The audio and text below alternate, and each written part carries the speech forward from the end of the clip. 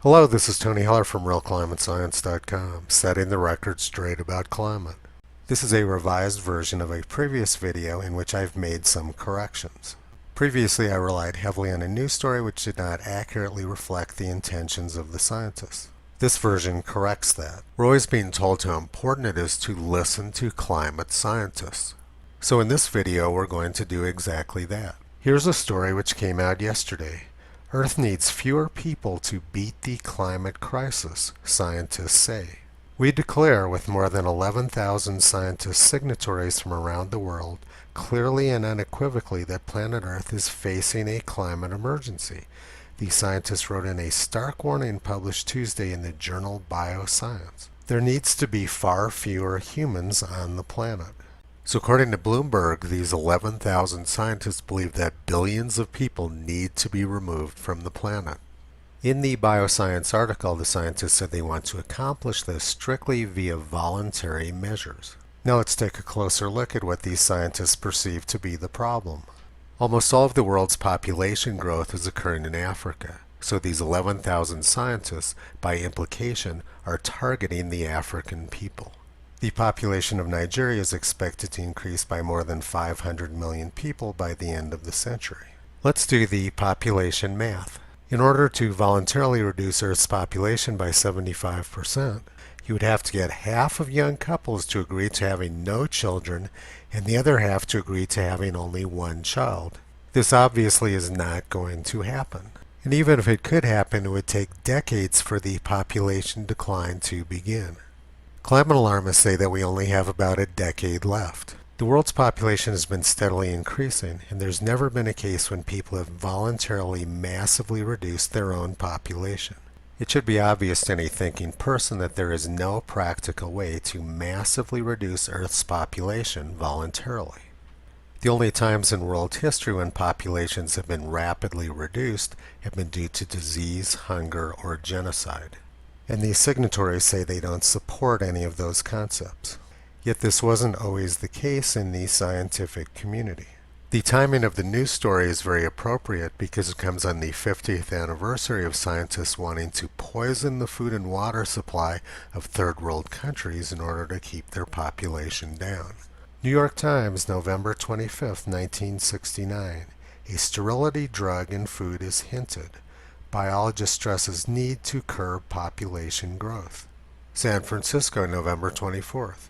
A possibility that the government might have to put sterility drugs in reservoirs and in food shipped to foreign countries to limit human multiplication was envisioned today by a leading crusader on the population problem. The crusader, Dr. Paul Ehrlich of Stanford University, among a number of commentators who called attention to the population crisis as the United States Commission for UNESCO opened its 13th national conference here today.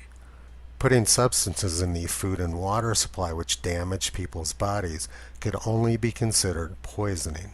Let's think about the context of this meeting. This was a meeting of the United Nations where they were talking about poisoning the food and water supply of third world countries. Most people outside of the academic community would consider that sort of crazy talk to be rather disturbing.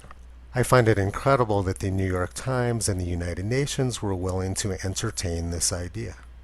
And it should not be surprising that Paul Ehrlich was one of the signatories of the new letter. However, Ehrlich's proposal to poison the food and water supply wasn't the only thing he was up to at the time. This was also right around the time when Dr. Ehrlich and his close associate, Dr. John Holdren, who went on to be Obama's science advisor, were pushing global cooling and a new ice age. New York Times, September 29, 2009. As a longtime student of John P. Holdren's gloomy visions of the future, like his warnings about global famines and resource shortages, I can't resist passing along another one that's just been dug up. This one was made in 1971, long before Dr. Holdren became President Obama's science advisor. In the 1971 essay, Overpopulation and the Potential for Ecocide, Dr. Holdren and his co-author, the ecologist Paul Ehrlich, warned of a coming ice age.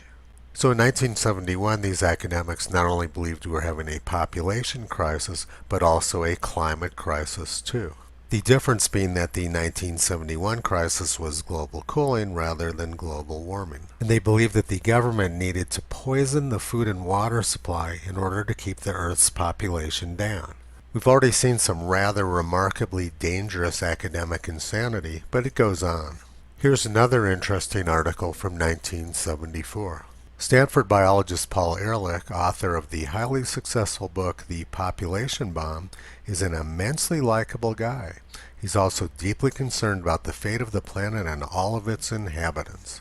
Paul Ehrlich has noticed yet another dark cloud on the horizon. Reed Bryson and some other climatologists are now pretty certain that the climate we experienced from 1930 to 1960 was the peak of a 1,000-year warm cycle.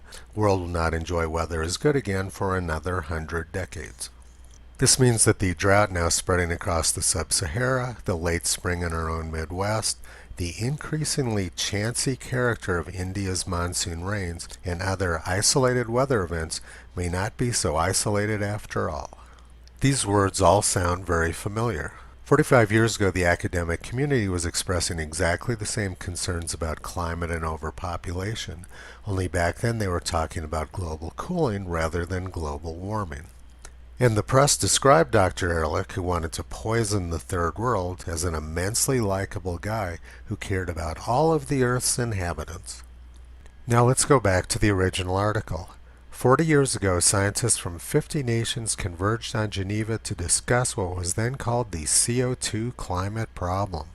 At the time, with reliance on fossil fuels having helped trigger the 1979 oil crisis, they predicted global warming would eventually become a major environmental challenge. We've seen the current claim about 40 years ago. Now let's go back in time 40 years and see what was actually going on. March 9, 1980, new ice age may soon grip cooling Earth. Something strange is happening to weather throughout the world. Chills and droughts in recent years have hit not only here, but also in Europe, Africa, Asia, New Zealand, and South Africa. Even near the equator in subtropical Brazil, where winter supposedly never comes, snow and frost repeatedly have devastated the coffee plantations and sent world prices for coffee beans soaring. The weather patterns of our planet are becoming unstable, the National Academy of Sciences warned in 1975. That's quite a different story from the Bloomberg article from yesterday. Climate alarmists are counting on the fact that most people don't remember the past. Now let's look at some other things from Dr. Ehrlich's past. October 6, 1970. Ehrlich predicts that the oceans will be as dead as Lake Erie in less than a decade. America will be subject to water rationing by 1974 and food rationing by 1980. Well, none of those things happened, and now we're having an obesity crisis instead. It's impressive how Dr. Ehrlich managed to get everything exactly backwards. Here's another article about Dr. Ehrlich from November 17, 1967. Already too late. Dire famine forecast by 75. It's already too late for the world to avoid a long period of famine, a Stanford University biologist said Thursday. Paul Ehrlich said the time of famines is upon us. It will be at its worst and most disastrous by 1975. He said the population of the United States is already too big, that birth control may have to be accomplished by making it involuntary and by putting sterilizing agents into staple foods and drinking water, and that the Roman Catholic Church should be pressured into going along with routine measures of population control. So this academic, whom the press described as an immensely likable guy, was pushing the idea of forced sterilization and poisoning people's food and water. In 1969, Paul Ehrlich told the New York Times, "The trouble with almost all environmental problems is that by the time we have enough evidence to convince people you're dead. We must realize that unless we're extremely lucky, everybody will disappear in a cloud of blue steam in 20 years. So Paul Ehrlich's position was that unless we poison large numbers of people, everybody's going to end up dead, disappear in a cloud of blue steam by the year 1989. Another important part of Ehrlich and Holdren's solution to the population crisis and the global cooling crisis was to shut down the U.S. energy supply. August 11, 1975, by John P. Holdren. The United States is threatened far more by the hazards of too much energy too soon than by the hazards of too little too late. Holdren was a professor at Berkeley, and Ehrlich is a professor at Stanford University, both located in Northern California, where currently people do not have enough electricity because the government is cutting off their electricity supply. And remember that John Holdren went on to be Barack Obama's science advisor. In this video of Obama from 2008, you can see how Holdren was influencing his thinking. Under my plan of a cap and trade system, electricity rates would necessarily skyrocket. Even, regardless of what I say about whether coal is good or bad, because I'm capping greenhouse gases, coal-powered plants, natural gas, you name it, whatever the plants were, whatever the industry was, they would have to retrofit their operations. That will cost money. They will pass that money on to consumers. There's no better way to shut down the U.S. energy supply than to make it too expensive for middle class and poor people, as Obama said he wanted to do. Making fuel too expensive for people to heat their homes or giving them a choice between heating their homes and feeding their children would cause tremendous harm and likely death to a lot of people. During the 1970s, a large group of scientific signatories sent a letter to President Nixon warning of a new ice age in about a century. And NASA's leading climatologists, Rasul and Schneider, predicted a new ice age as early as 2021. Ehrlich got all of his prior eco-catastrophe predictions wrong and was promoting poisoning huge numbers of people. But by 1997, he was calling essential trace gas, carbon dioxide, a poison and saying it was criminal to not believe his global warming scam. It's amazing that someone who had been promoting poisoning the food and water supply would label essential life-giving gas, carbon dioxide, as a poison. And he called other people criminal for providing the energy which the population needs to survive. The academic community turned on a dime, switching from the global cooling scam to the global warming scam. In 1989, the United Nations said that entire nations could be wiped off the face of the earth by rising sea levels if global warming is not reversed by the year 2000. In 1988, experts said that the Maldives would be completely drowned within 30 years, which would have been last year. And they also said that the Maldives would run out of drinking water by the year 1992. And meanwhile, back in the real world, the Maldives are prospering, opening up 5 new airports this year alone. Not too bad for a place which was, according to experts, supposed to be underwater last year. I took this picture up at the National Center for Atmospheric Research earlier today. Note the text I've got highlighted. Some entire island nations will be submerged. This is the same text which the UN used in 1989 when they said we only had until the year 2000 to save these nations from being drowned. Climate scientists seem to be completely oblivious to their past failures and incapable of learning from their own history and their own mistakes. But this may have been the most disturbing exhibit at the National Center for Atmospheric Research today. It says that you choose the climate future by the choices that you make. These were some of the choices they gave you. They want you to give up your meat, they want you to give up your car, and they want you to give up your vacations and plane travel. So why are climate scientists trying to control your diet, your vacation, and your travel? This notice I got from the American Association for the Advancement of Science gives us a good hint. They want rapid, far-reaching, and unprecedented changes in all aspects of society. It should be obvious by now that this is not about climate. It's about people who want to control every aspect of your life. They've been doing this for a very long time. This 30-year-old article from the Canberra Times shows us exactly the same thing. Governments must yield national sovereignty to multilateral authorities able to enforce laws across environmentally invisible frontiers if the greenhouse effect, which threatens the future of whole nations, is to be overcome, the Commonwealth Secretary General said on Tuesday. A Commonwealth expert group set up to look at climate change estimates there's a 90% certainty that the planet would become warmer by at least 1 to 2 degrees, perhaps much more, and that sea levels would rise by between 1 and 4 meters by the year 2030. So they were 90% certain that we were going to get between 3 and 12 feet of sea level rise by the year 2030. I think we can be 100% certain that these people's agenda was not about climate, but rather was about social engineering. There is no man-made climate crisis. Geologists such as myself know that there's no such thing as an extinction crisis caused by carbon dioxide. The greatest explosion of life on Earth occurred 540 million years ago when CO2 levels were more than 15 times higher than they are now. Life loves CO2. And the reason we have all of these coal beds now is because at the beginning of the Carboniferous era, there was lots of carbon dioxide in the atmosphere, which stimulated growth and produced massive peat beds, which later turned into coal.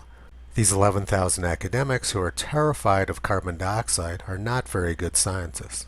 Actual scientists know that there's no such thing as a CO2-driven extinction crisis, and that carbon dioxide is extremely good for life. Voltaire said, "Those who can make you believe absurdities can make you commit atrocities."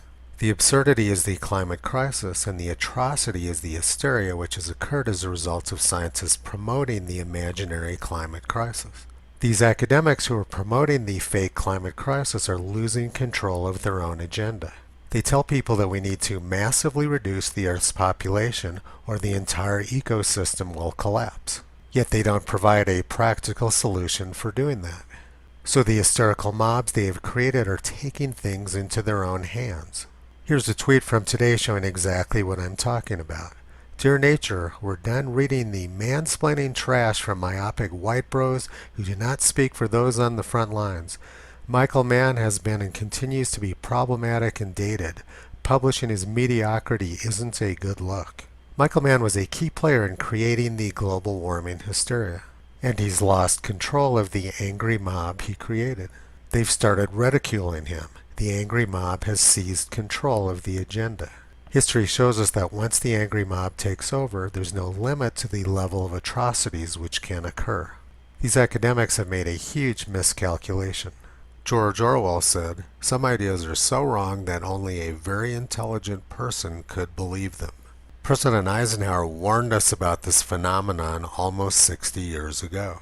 In his farewell speech where he warned about the military-industrial complex, he also warned about science being hijacked by political interests.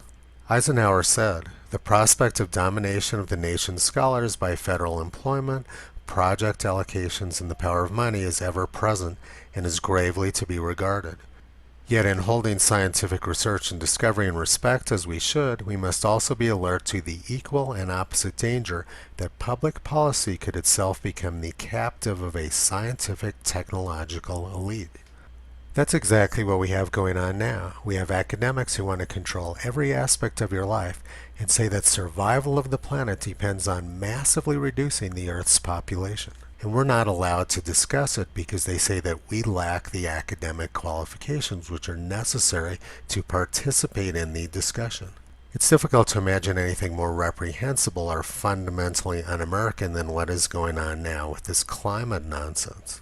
More than a dozen people were executed at the Salem witch trials because of the accusations of a child and because of the judgment of a group of Harvard-educated judges.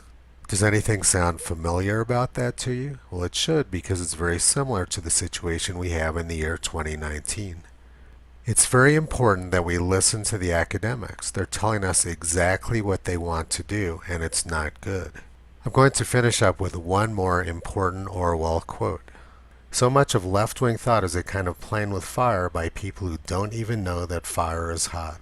These academics with their global warming scam and their calls for massive reductions of Earth's population have absolutely no clue how dangerous a game it is that they're playing. Please help get the word out by subscribing to my YouTube channel and following me on Twitter. Visit Toto on the web at realclimatescience.com. He's been pulling back the curtain on junk science and propaganda for a long time.